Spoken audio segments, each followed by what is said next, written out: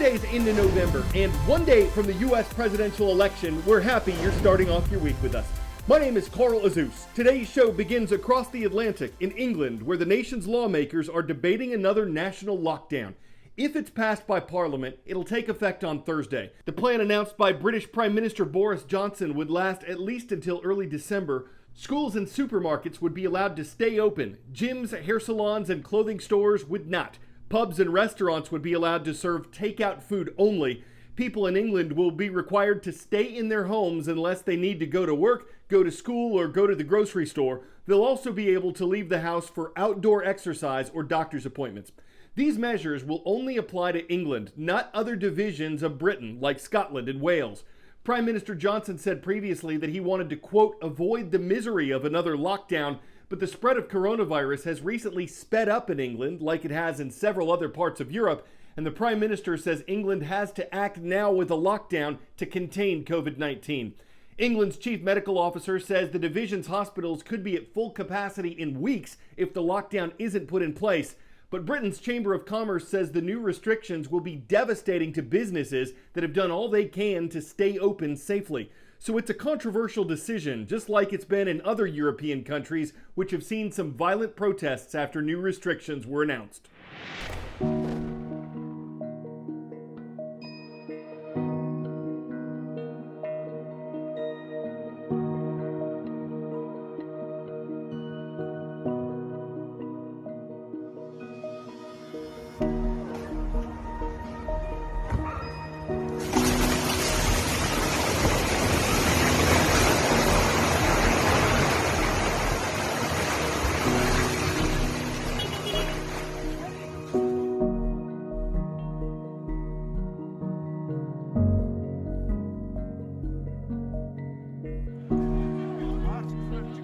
This quake was felt for quite a distance, not just in Turkey, but also on a number of Greek islands. Of course, this part of the Turkish coast is very close to a number of Greek islands and as far as in the city of Athens itself.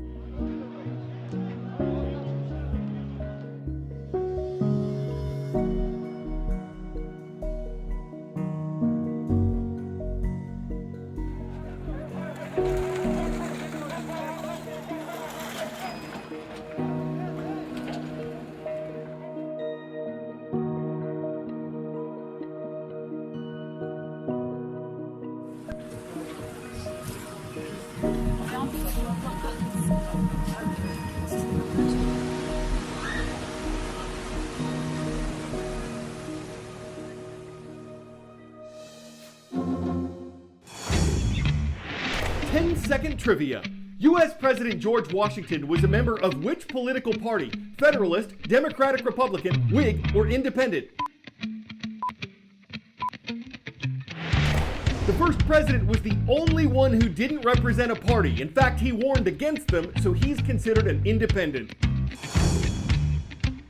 There have been a lot of changes since that first election in 1789. And while today's two major parties have been well established since the 1800s, the American election process continues to evolve. Given 2020 is not what would be considered a normal year, and the coronavirus pandemic is thought to have been a major factor in early voting. But as of this weekend, more than 91 million early votes have been cast in America, according to CNN, Edison Research, and Catalyst estimates. That works out to 2/3 of the total votes cast in 2016, when 136.5 million people voted. Early voting in 2020 has set a record in most states. What kind of impact will that have on results? No one knows yet. Election day itself is tomorrow. Turnout then could be key. CNN 10 contributor Kelly Mena explains why results may not be known Tuesday night. Kelly. This year's presidential election results process could be different than any other. Usually, media outlets predict winners and Americans go to sleep on election night, at least with some semblance of who the winners are. But that probably won't happen this year. Due to the influx of mail-in ballots, election workers will take longer to count votes as they manually verify and remove ballots from their envelopes. Once those steps have been taken, the official ballot can then be counted toward the total. Making the process even more challenging is each state has its own election laws. Some states like Florida allow for early mail-in ballot counting, speeding the tallying process. Other states like Pennsylvania will be accepting late arriving ballots, which will delay the count as late as Friday, November 6th. To become president, the nominee needs at least 270 electoral votes. Each candidate is allocated a specific amount of electoral votes based on the winner of each state's popular vote. The first to 270 is assumed the winner, but Congress has to certify the results. Once certified, the next president is sworn into office on January 20th, 2021. Carl, there's been a lot of drama in the lead up to Election Day, but results are what matters. Though Americans and the candidates themselves might not get a clear winner on November 3rd, there will be a president sworn in come next year. Twice a year there's a time switch in America, and twice a year there are questions about why and a debate about whether it's worth it. The nation officially fell back to standard time on Sunday morning, bringing daylight saving time to an end. Florida and California are working toward not falling back at all. They'd stay on daylight saving time year-round. But there is an advantage, at least as far as morning daylight goes, to falling back. Daylight saving time sounds kind of special. You're not just saving time, you're saving daylight time. But it puzzles the daylights out of some folks why we fall back to standard time. That's what it's called, standard time. We spend 8 months out of the year in daylight saving time, but standard, which is hardly the standard, is still called standard. It's been shrinking since World War I. That's when daylight saving time was first implemented to save energy. The switch made the sunset time later in the day, so people didn't have to turn their lights on as early. But what about winter and the fall back to standard? Well, look at it this way. Most parts of the U.S. only get about 9.5 hours of daylight in wintertime. That's not much. If we didn't set our clocks back in the fall, sunrise wouldn't be until 8:30 a.m. in many places. You'd be starting and ending your day in the dark. Falling back to standard keeps the time of dawn a little closer to what we're used to. It helps us start our day in the light. Plus, there's that whole extra hour of sleep thing, assuming you go to bed on time when we fall back. So less daylight, but more sleep. Unless you happen to live in Arizona or Hawaii. Most parts of Arizona and all of Hawaii don't observe daylight saving time. They don't have to. It's not required by law.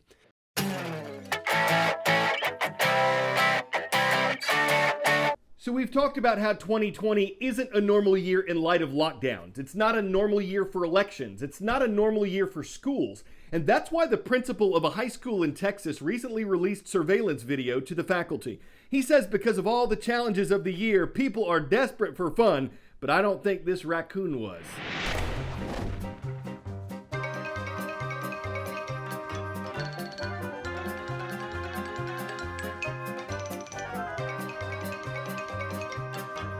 The art teacher came in, and when she opened the door, well, it then fell on the floor in front of her. And so I'm not sure which one got scared the most, but anyway, it took off.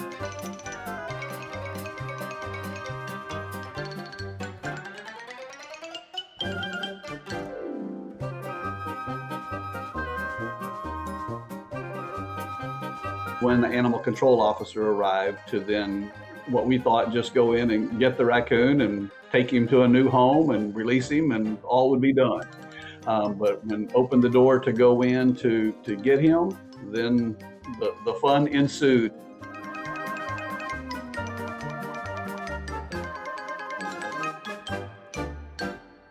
I didn't really know about the fun excitement of the chase until actually after it was all said and done. And then I started hearing bits and pieces about how funny this was, and I thought, well, I've got to go check the cameras to see that.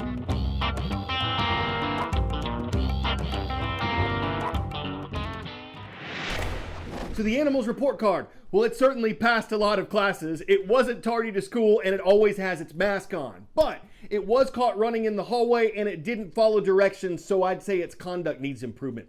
Maybe it could take a tip from Parkston High School in Parkston, South Dakota. It got a mention on today's show because people there subscribed and left a comment on our YouTube channel. That rings a bell on today's show. I'm Carl Azus.